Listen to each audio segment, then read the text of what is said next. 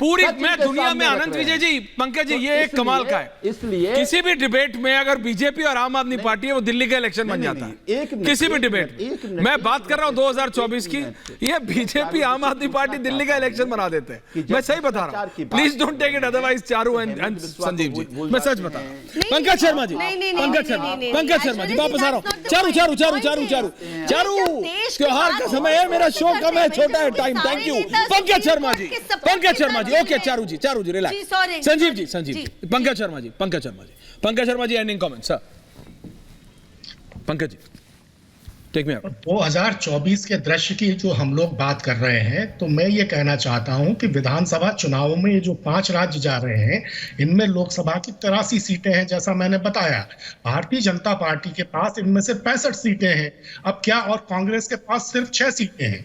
मध्य प्रदेश, छत्तीसगढ़ और राजस्थान की 65 सीटें लोकसभा की, उनमें से कांग्रेस को पिछले। अब आप मुझे ये बताइए कि क्या इस बार वो दृश्य रहेगा इन विधानसभा चुनावों के बाद कि मध्य प्रदेश की एक को छोड़ के बाकी सब सीटें बीजेपी को मिल जाएं, छत्तीसगढ़ की एक को छोड़कर सब सीटें बीजेपी को मिल जाएं, राजस्थान की सारी सीटें बीजेपी को मिल जाएं, गुजरात की, हरियाणा की, दिल्ली की, उत्तराखंड की सब सीटें बीजेपी को मिल जाएं।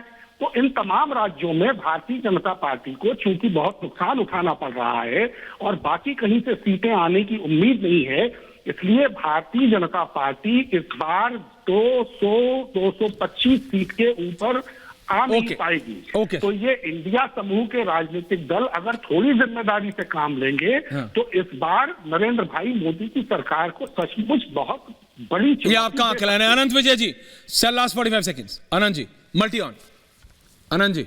ऐश्वर्या जी, देखिए, मैं भविष्य वक्ता तो नहीं हूं पंकज जी की तरह कि मैं भविष्यवाणी कर दूं, लेकिन बस सिर्फ इतना याद दिलाना चाहता हूं कि पिछली बार जब 2018 में इन्हीं विधानसभा चुनावों में भारतीय जनता पार्टी की हार हुई थी और उसके बाद जब लोकसभा के चुनाव हुए थे, तो पिछली बार से ज्यादा 2019 में 2014 के मुकाबले 2019 में ज्यादा सीटें मिली थी।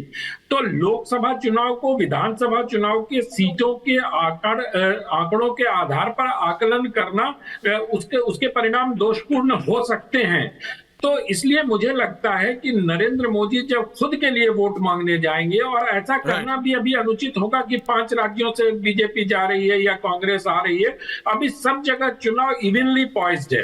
ऐसा नहीं है कि मध्य प्रदेश में कांग्रेस हार रही है, छत्तीसगढ़ में भी भारतीय जनता पार्टी बहुत अच्छा चुनाव लड़ रही है और बहुत टाइट क्लोज फाइट है। मैं वही तो कह रहा हूं अनंत विजय जी, बीजेपी टेस्ट कर रही है ना। छत्तीसगढ़ में नेता है, मध्य प्रदेश में इतने नेता हैं, उसके बावजूद चेहरा नहीं है।